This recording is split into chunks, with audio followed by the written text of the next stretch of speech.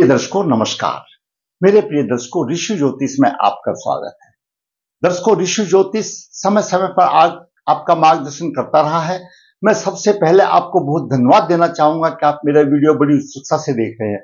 आशा करता हूं आगे भी देखते रहेंगे। जैसा कि आपको पता है, ऋषि ज्योतिष आपके द्वारा दी गई कुंडलियों में जो आपको प्रॉब्लम आ रही है उसके ऊपर वीडियो बना करके आपका मार्गदर्शन करता है।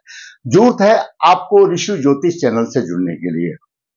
आपको भी कोई प्रॉब्लम आ सकती है, आपके भाई को भी कोई आ रही हो, तो आप बेझिझक होकर के लिख दीजिए, अपनी प्रॉब्लम लिख दीजिए, अपनी जन्म की डिटेल लिख दीजिए। जैसे ही आपका नंबर आएगा, ऋषि ज्योतिष आपका अपने अनुभव, अपना ज्ञान और शास्त्रों के अनुसार आपका मार्गदर्शन करेगा, उससे बाकी का भी मार्गदर्शन होगा। आज के हम वीडियो में, महत्वपूर्ण वीडियो में, एक हम अपने युवा वर्ग की कुंडली का विचार करेंगे कि उसकी कुंडली क्या कहती है। सबसे पहले कुंडली के 12 भाव, ये लगन लग्नेश का भाव है, द्वितीय भाव धन का भाव है, तृतीय पराक्रम का, चतुर्थ भाव माता भूमि मकान आदि का, पंचम भाव शिक्षा बुद्धि संतान का, छठा भाव रोग शत्रु का, सप्तम भाव जीवन साथी का है और दैनिक व्यवसाय का है, अष्टम भाव आयु और कष्ट है, नवम भाव भाग्य भाव और धर्म भाव है और दसम भाव ऊंचाई में ले जाने वाला सम्मान प्राप्ति वाला भाव है, पिता का सुख का भाव है। एकादश भाव इच्छा पूर्ति का भाव है, बड़े भाई का भाव है, आमदनी का भाव है, सोसाइटी का भाव है। द्वादश भाव किसी प्रकार का दंड हो सकता है, शारीरिक भी हो सकता है या पैसे का हो सकता है या अपयश हो सकता है, वो सब दंड में आता है। सेवा सुख का भाव है और खर्च का भाव है और विदेश का भाव है। ये पूरे 12 भावों का थोड़ा थोड़ा ज्ञान सबको मालूम होना चाहिए ताकि कुंडली को अच्छी तरह समझ में आ जाए। आज के वीडियो में हम बात करेंगे लगन का स्वामी। लगन का स्वामी जब अस्त हो जाता है तो प्रतिष्ठा में कमी आ जाती है, क्योंकि आप जो काम कर रहे हैं वो किसको मिलेगा? लग्नेश को मिलेगा और लग्नेश आपका प्रतिनिधि करती है, तो आपकी प्रतिष्ठा में कमी आ जाएगी, आपको मेहनत अधिक करनी पड़ेगी और उसके अनुपात में आपको श्रेय कम मिलेगा। तो कुंडली में लग्नेश अस्त है, सम्मान प्रतिष्ठा की कमी, परिश्रम के अनुपात में श्रेय नहीं मिलता, यह भी आपको देखने को मिलेगा। लग्नेश जब अस्त होगा, लगन आपका कोई भी हो, वह अस्त होगा तो उसका ऐसा ही होगा, प्रभाव कम मिलेगा, डिग्रियों पर होगा। दूसरा बात करेंगे सप्तम भाव। सप्तम भाव जीवन साथी का भाव है और सप्तमेश जीवन साथी का प्रतिनिधि करता है। सप्तमेश जब अष्टम भाव में पाप प्रभावित हो, सप्तम भाव का स्वामी अष्टम भाव में पाप प्रभावित हो, तो ऐसे जातक की पत्नी कहना नहीं मानती, कटु वचन बोलती है और दाम्पत्य सुख नरक तुल्य हो जाता है और विवाह भी कभी कभी नहीं होता और हो जाता है, तो ये सारी सब बातें आती है। दूसरा, पुरुष जातक के लिए शुक्र विवाह का कारक है। शुक्र भी अस्त हो तो विवाह में परेशानी आ जाती है, दाम्पत्य सुख में परेशानी आ जाती है, क्यों? शुक्र दाम्पत्य सुख देने वाला है, शुक्र भोग विलास का कारक है। अगर संबंधित किसी कुंडली में शुक्र भी अशुभ जगह पर हो, अस्त हो या उसको कोई पीड़ित हो या और कुछ हो, कुंडली भी किसी की भी हो, और दूसरी तरह सप्तम भाव भी अशुभ फलदाता बन रहा हो, अशुभ योग बन रहा हो, जैसा मैंने बताया कि आप देखेंगे सप्तमेश अष्टम भाव में है और पीड़ित है तो कटु बोलने वाली होगी तो नरक जीवन हो गया। तो अगर दोनों ही चीज ऐसी हो जाती हैं तो आप देखिए उसका दाम्पत्य दिन कैसा होगा, थोड़ा सा विचार करके देखिए। बात करते हैं संबंधित कुंडली में। आज का विषय जीवन साथी कटुभाषी, कहना नहीं मानता, शुक्र भी अस्त, दाम्पत्य जीवन नरक तुल्य, क्या कहते हैं ग्रह? तो ऐसे जातक के ग्रह क्या कहते हैं? जातक कुंडली में और भी शुभ शुभ योग कई होते हैं, शुभ योग भी हर एक कुंडली में होते हैं, अशुभ योग भी होते हैं, लेकिन हम कितने का वीडियो बनाएंगे? तो आज मुख्य चीज हमारा यही होगा, जीवन साथी कटुभाषी, कहना नहीं मानता, शुक्र भी अस्त, दाम्पत्य जीवन नरक तुल्य। पुरुष जातक का जन्म 7 मार्च 2005 कृष्ण पक्ष द्वादशी उत्तराषाढ़ चरण 4 में हुआ, सोमवार को हुआ। दर्शकों, कृष्ण पद द्वादशी को हुआ, 2-3 दिन के बाद अमावस्या आने वाली है, यानी चंद्रमा की कलाएं घटती जा रही है। कृष्ण पक्ष की अष्टमी के बाद उसकी कलाएं घटती चली जाती हैं। जन्म के समय पर वृषभ लगन उद्भवा, वृषभ लगन की 20 डिग्री है। द्वितीय भाव में शनि 26 डिग्री लेकर के विराजमान है, वृद्धावस्था में है। पंचम भाव में गुरु 23 डिग्री लेकर विराजमान है, गुरु अष्टम भाव का स्वामी और एकादश भाव का स्वामी है। छठे भाव में केतु 0056 डिग्री लेकर विराजमान है। यहां पर गुरु की केतु की सिर्फ 7 डिग्री का फर्क है। ये ग्रहों के लिए बॉर्डर लाइन नहीं है, ये तो एक दिखाने के लिए है। तो ब्रह्मांड में गुरु से केतु 7 डिग्री पर है, तो कहने का मतलब है गुरु पर केतु का प्रभाव है। नवम भाव में अष्टम भाव का स्वामी और द्वादश भाव का स्वामी मंगल 26 डिग्री लेकर के विराजमान है। मंगल सप्तमेश भी है और द्वादशेश भी है, और मंगल राहु अधिष्ठ राशि का भी स्वामी हो गया, क्योंकि मंगल की मूल त्रिकोण राशि में राहु है, राहु जैसे भी फल दे सकता है, तो ये अशुभता की ओर बढ़ गया। नवम भाव में चंद्रमा है 9 डिग्री 45 मिनट लेकर के। दसम भाव में सूर्य 22 डिग्री लेकर के विराजमान है। सूर्य पंचम भाव, सूर्य चतुर्थ भाव का स्वामी है और दसम भाव में है। सूर्य दसम भाव में दिग्बली होता है। सूर्य आत्मा का कारक है, सूर्य प्रशासन का कारक है, सूर्य पिता है, और सूर्य यहां पर दसम भाव में है, दिग्बली है, अच्छा फल देने वाला है। शुक्र लग्नेश है, दसम भाव में है। लग्नेश की स्थिति दसम भाव में बहुत अच्छी बताई गई है। अगर बलवान लग्नेश हो तो ऐसा जातक अच्छा प्रशासक बनेगा, उच्च अधिकारी बनेगा, अच्छी नौकरी प्राप्त करेगा, बहुत अच्छा होगा। लेकिन सूर्य से तो अस्त हो गया, सिर्फ 6 डिग्री दूरी पर है, तो शुक्र ने अपना प्रभाव छोड़ दिया। शुक्र जब सूर्य के नजदीक होता है तो दर्शकों, जब सूर्य और शुक्र की युति आ गई है, सूर्य शुक्र की युति दसम भाव में है। सूर्य एक गर्म गोला है और सूर्य बहुत ही कोमल ग्रह है, और शुक्र बहुत ही कोमल ग्रह है, और शुक्र दाम्पत्य जीवन का कारक ग्रह है, विवाह का कारक ग्रह है, और भोग विलास का कारक ग्रह है। जब शुक्र अस्त हो, शुक्र के ऊपर गर्मी पड़ती है सूर्य की, तो शुक्र सूर्य से दूर भागता है, तो कहने का मतलब उसका दाम्पत्य सुख उससे दूर भागता है, और ऐसा हो जाता है जैसे 6 महीने का बुसा हुआ टमाटर। तो यहां पर दाम्पत्य सुख भी नहीं मिलता और उसको प्रशासन का भी सुख नहीं मिलेगा, क्योंकि स्वयं सूर्य लग्नेश है, यानी स्वयं शुक्र लग्नेश है।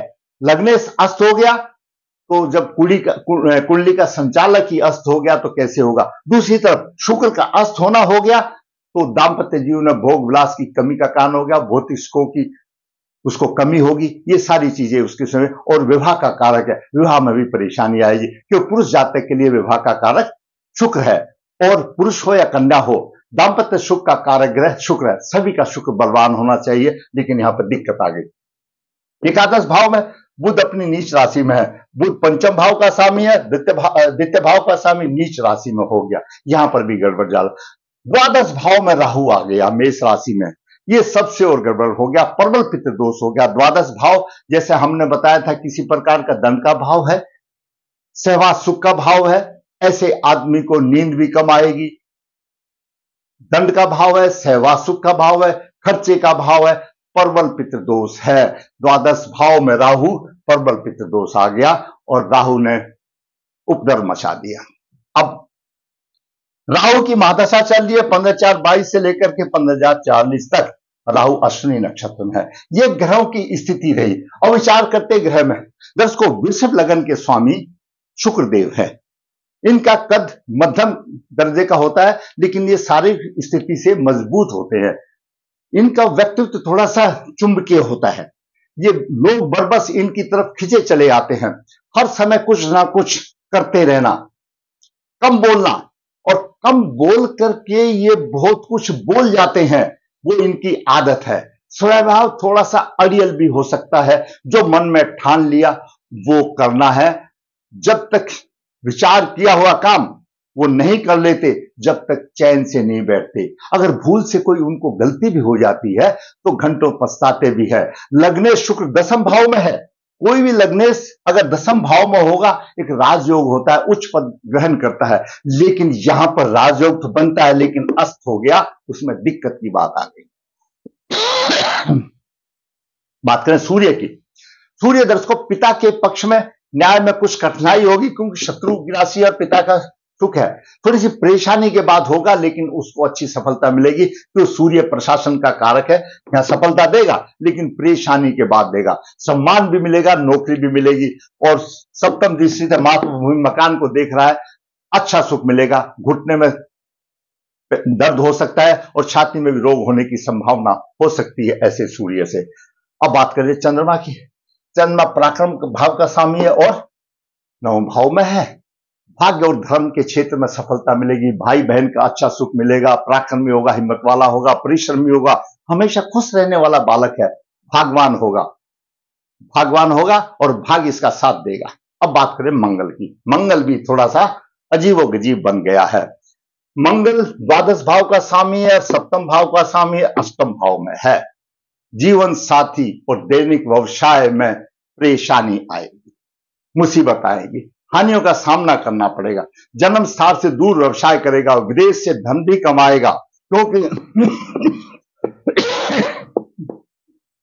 मेष राशि का स्वामी है विदेश में, विदेश से धन भी कमाएगा, विदेश भी जा सकता है, धन उससे कमा सकता है, कोई बड़ी बात नहीं है, धन का लाभ होगा। फिर भी धन और कुटुंब में परेशानी रहेगी, क्योंकि सप्तम दृष्टि से यहां पर देख रहा है, धन और कुटुंब में परेशानी रहेगी। अष्टम दृष्टि से, नीच दृष्टि से यहां पर देख रहा है, तो भाई बहन के सुखों में भी परेशानी होगी। अब यहां पर मंगल पर शनि की सप्तम दृष्टि है और मंगल की शनि के ऊपर दृष्टि है। ये सब सप्तम योग अशुभ बन रहा है और ग्रहों की पंचायत में मंगल को बलवान माना गया है। शनि से मंगल को बलवान माना गया है, लेकिन शनि भी मंगल पर देख रहा है, मंगल भी है, यहां पर दोनों का मल्ल युद्ध हो रहा है। तो शनि का प्रभाव भी मंगल के ऊपर कुछ ना कुछ है। आगे बात करेंगे उसके बारे में। पहले हम बुध की बात करें। बुध तीर्थ भाव का स्वामी है और पंचम भाव का स्वामी, एकादश भाव नीच राशि में। आमदनी के क्षेत्र में थोड़ी सी कठिनाई होगी, धन संचय करने में परेशानी होगी, गले से संबंधित रोग होगा और शिक्षा संबंधी उसमें थोड़ी सी दिक्कत आ सकती है। संतान के लिए थोड़ी बहुत परेशानी दे सकता है, लेकिन गुरु वहां बैठा हुआ है, वो कुछ नहीं, ग्रहों का अपना अपना प्रभाव है, गुरु भी साथ में है।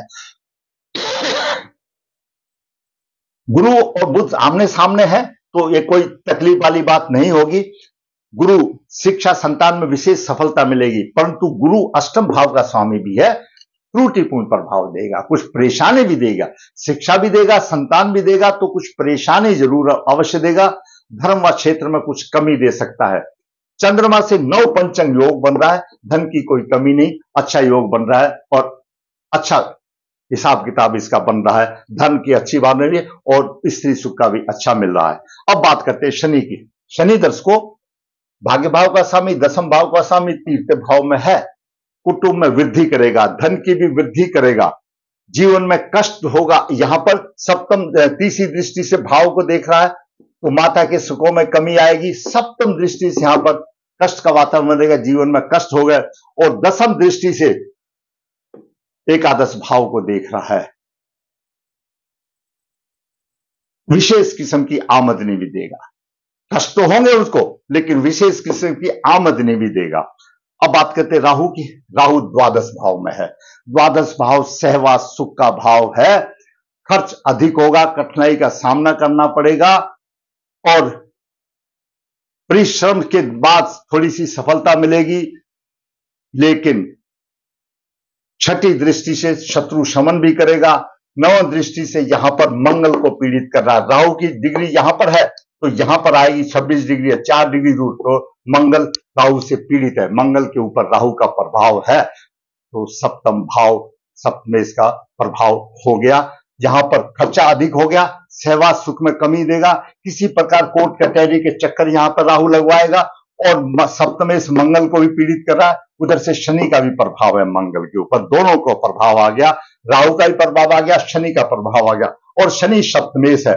जब अष्टम भाव में मंगल चला जाए या आपका कोई भी सप्तम भाव का स्वामी सप्तमेश मंगल में चला जाए, कुंडली किसी किस्म की हो, तो ऐसे जातक का जीवन साथी चाहे स्त्री हो या पुरुष हो, कोई भी हो, वो बिल्कुल नहीं सुनता, कटु वचन बोलने वाला होता है, समस्या आ जाती है। और परेशानी आ जाती है, दाम्पत्य सुख में परेशानी आ जाती है, और कभी कभी शादी होने में भी परेशानी आ जाती है। मतलब कहने का यह है कि उसका दाम्पत्य सुख नरक तुल्य बन जाता है। अगर अष्टम भाव में मंगल होगा, बीमार होगा जीवन साथी, शनि का राहु का प्रभाव है, कटु वचन बोलने वाला होगा, कुछ नहीं सुनेगा। जहां पर बात आ जाती है, बात करने केतु की, केतु छठे भाव में है, शत्रु पर प्रभावी होगा, पंचम दृष्टि से यहां पर देख रहा है, व्यवसाय में उतार चढ़ाव कुछ नहीं। यहां पर सूर्य बलवान बैठा हुआ है, खर्चा अधिक होगा और हानि करेगा। तो केतु में इतना कोई दम नहीं है, ना के बराबर है। मेन चीज यह है, जीवन साथी कटुभाषी, कहना नहीं मानता, शुक्र भी है, दाम्पत्य जीवन नरक तुल्य। जीवन व्यापन के लिए, जीवन साथी के लिए, पुरुष जातक के लिए दो चीजें जरूरी है, सप्तम भाव सप्तमेश और शुक्र। सप्तम भाव यह है, सप्तमेश यहां बैठा हुआ है, शनि और राहु के प्रभाव में है, अष्टम भाव में है, बीमार होगा, कुछ नहीं सुनेगा, कटु वचन बोलने वाला होगा, दाम्पत्य खराब होगा, हो सकता है विवाह भी ना हो, देरी हो। विवाह कराने वाला, विवाह का कारक और दाम्पत्य सुख का कारक, भोग विलास का कारक शुक्र अस्त है। तो जिस जातक का अगर सप्तमेश भी लड़खड़ा गया और शुक्र भी लड़खड़ा गया, तो आप सोचो ये दोनों ही ग्रह उसको सप्तम भाव यानी जीवन साथी का सुख देने वाले हैं, और इसमें दोनों ग्रह ही जो ना अशुभता में फंस गए, एक अस्त हो गया और दूसरा पीड़ित हो गया। तो कहां से होगा? सप्तमेश अष्टम भाव में पाप प्रभावित, कहना नहीं मानती, पति की प्रभाव भी नहीं करती, दाम्पत्य सुख नरक तुल्य हो जाता है या विवाह में परेशानी होती है। तो ऐसे जातक का जीवन साथी बिल्कुल कहना नहीं मानता और दाम्पत्य सुख नरक तुल्य हो जाता है। दर्शकों, अब बात करें उपाय की। दोष आया तो क्यों आया, अस्त हुआ तो क्यों हुआ? पूर्व जन्म के स्त्री का श्राप है, शापित है कुंडली, शापित दोष निकालना पड़ेगा। राहु मंगल की शांति करानी पड़ेगी, शनि मंगल की शांति करानी पड़ेगी, सूर्य को लगातार अर्घ देना पड़ेगा, रत्न धारण करना पड़ेगा, और विवाह से पहले अर्घ विवाह भी करना पड़ेगा। तो कहीं राह आसान हो सकती है, हम सिर्फ कर्म कर सकते हैं, फल भगवान देगा।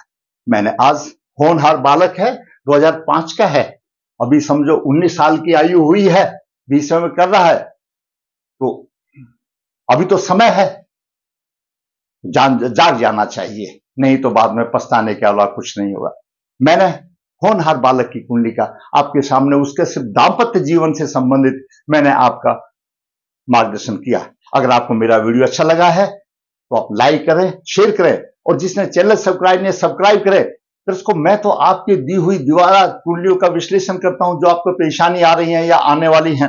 अभिभावक पूछते हैं कि हमारे बच्चे का भी क्या है, तभी बताता हूं। ऋषि ज्योतिष नर्मदा जी के तट के नजदीक है नवदेहर, यहाँ पर काल सदोष की पूजा की जाती है, जो इच्छुक का संपर्क कर सकता है। ऋषि ज्योतिष हाथ से पत्रिका लिखता है, जो इच्छुक का संपर्क कर सकता है। ऋषि ज्योतिष कन्या भाव के लिए गुण मिलान बिना किसी शुल्क के आपके पास रासान के लिए भेजता है, जरूरत है आपको फायदा उठा सकता है। ऋषि ज्योतिष आपके द्वारा दी गई प्रॉब्लम, दी हुई कुंडली पर आपका मार्गदर्शन करता है, जरूरत है ऋषि ज्योतिष बनने के लिए। अंत में फिर कहूंगा दर्शकों, अगर आपको मेरा वीडियो अच्छा लगा है तो लाइक करें, शेयर करें, और दर्शकों मैं आपसे आग्रह करूंगा कि मैं परिश्रम करके अपने ज्ञान और अनुभव शास्त्र के अनुसार आपका अनुभव करता हूं, तो मैं चाहता हूं मेरे चैनल की ग्रोथ हो और आपका भी मार्गदर्शन अच्छी तरह से होता रहे। मेरे चैनल को सब्सक्राइब करें।